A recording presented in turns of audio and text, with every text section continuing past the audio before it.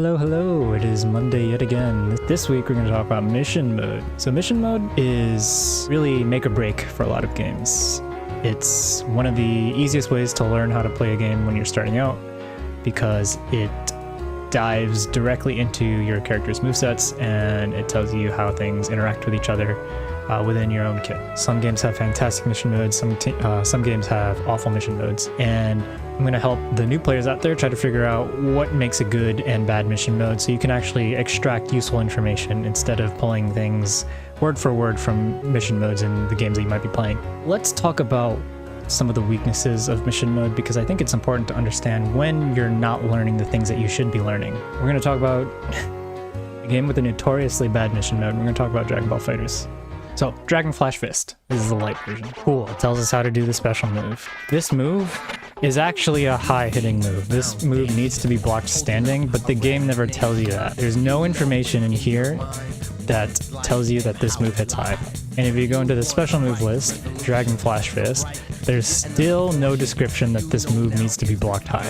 The lack of information there is crippling because what do I use this move for? The game never taught me how to use this move. I can do it, it's not that hard, especially since this is the only move they want me to do in this trial. And that is where the problem is. We don't want trials that don't tell us how to use the moves that we're using. We need to have some sort of context for why this move would be useful. And this is why fighting games get a lot of flack because they don't teach the players how to play the game all that well. That lack of communication between the player and the game ends up costing the player because now the player has to go into a separate website and look at the move, find out what it actually does, how to use it. But why isn't that in the game in the first place? Why did I have to go outside the game to figure that out myself? What are some changes that could be done here to make this better? Well, we could have Vegeta block. We could have him block crouching. If we use Dragon Flash Fist, he doesn't block it.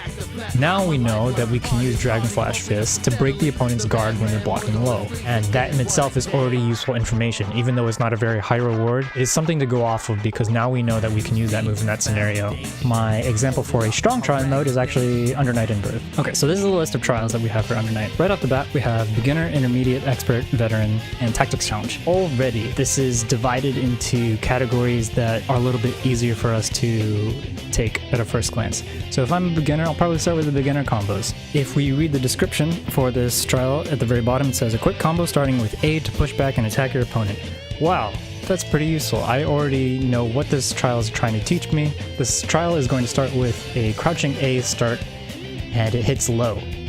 Wow, that's awesome. Great, awesome. So if we continuously go through all these trials, we'll find that combos end and start in certain ways, which is incredibly critical to understanding how the character works. In one of the early Mash Button Mondays, I talked about how having a knockdown is super important. Well, there are also trials that supplement that and allow you to figure out what your knockdown actually is. And that's really important to having a basic combo to start with. Now this Tactics Challenge is really awesome. I like this a lot, and we're going to get into why this is super awesome when we talk about Guilty Gear Strive.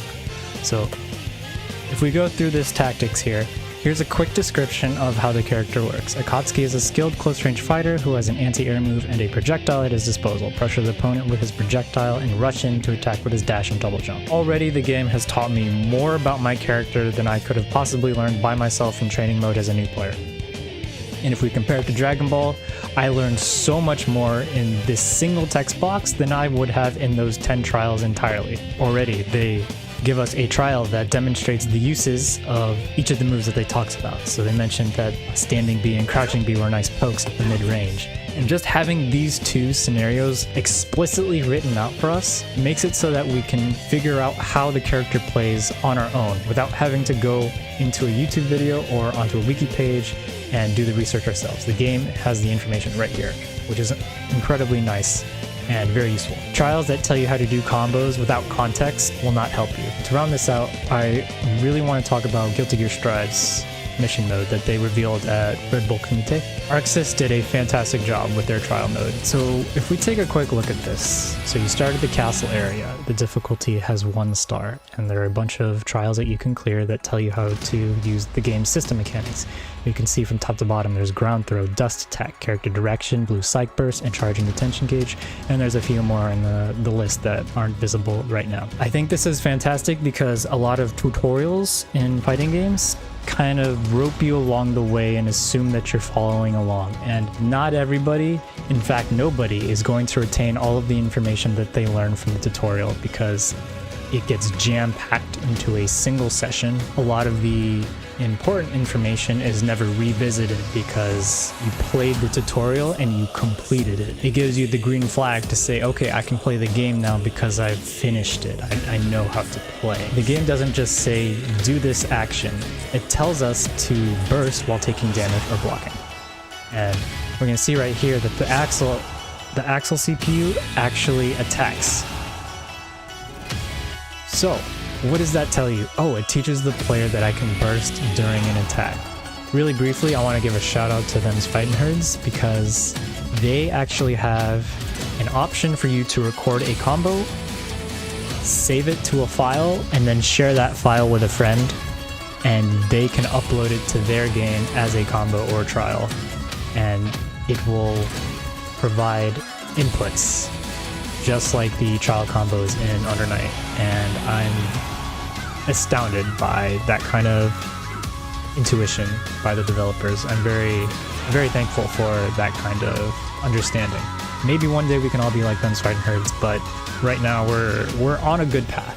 We're on a good path, I would say. I think the future is bright if this is what Guilty Gear Strive is doing for new players. As always, thank you for watching, guys. We'll be back next week with more Mash Button Mondays. Take care.